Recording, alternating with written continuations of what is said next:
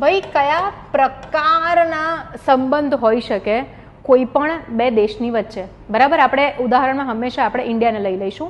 તો સે for example જો આપણે ઇન્ડિયાની વાત કરીએ છીએ તો 3 મેઇન આપણે ઘટક પાડીશું આની અંદર. એક છે ઇકોનોમિક રિલેશનશિપ્સ,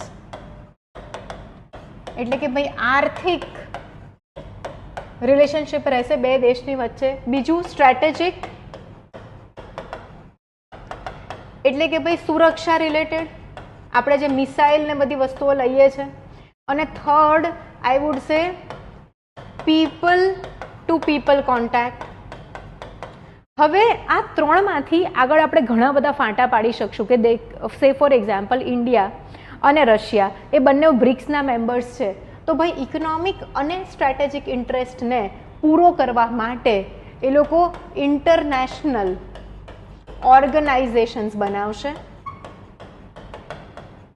અત્યારે આપણે કહીશું કે ભાઈ ટાઈમ ચાલી રહ્યો છે કયા ટાઈપના? મિનીલેટરલિઝમ. શેનો ટાઈમ ચાલી રહ્યો છે? મિનીલેટરલિઝમનો ટાઈમ ચાલી રહ્યો છે. મિનીલેટરલિઝમનો અર્થ એ થાય કે બહુ જ બધા નાના નાના આંતરરાષ્ટ્રીય સંગઠનો બને. મિની, બરાબર?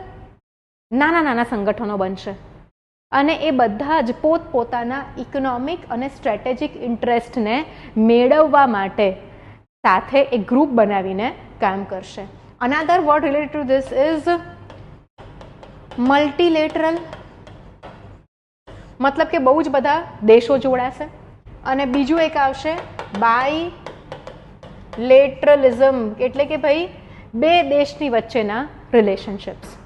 હવે અત્યારે આપણે જોવા જઈએ તો બહુ જ બધા કન્ટ્રીઝ બહુ જ બધા ગ્રુપ્સમાં જોડાયા છે. હવે હું અત્યારે આ કેમ સમજાવી રહી છું? કારણ કે ઈરાન અને ઇન્ડિયા એ બંને બ્રિક્સનો ભાગ છે. આ બ્રિક્સનો ભાગ છે, પણ એની પહેલાં પણ એ લોકોએ બાયલેટરલ રિલેશન્સના અંતર્ગત ઘણું બધું કામ કર્યું છે. ફોર એક્ઝામ્પલ ઇન્ડિયા જે છે એને ખબર છે કે ભાઈ મારે ઈરાન પાસેથી ક્રૂડ ઓઇલ લેવાનું છે.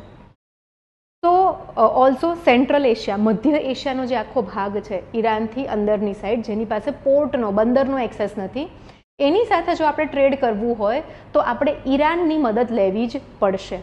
તો આપણે ઈરાનની અંદર છાબાર પોર્ટ જે છે એની ઈરાન સાથે કરાર કરીને છાબાર પોર્ટને ડેવલપ કર્યો અને ત્યાંથી અફઘાનિસ્તાન અને સેન્ટ્રલ એશિયા સુધી ગાર્લેન્ડ રોડ અને એક ટ્રેનની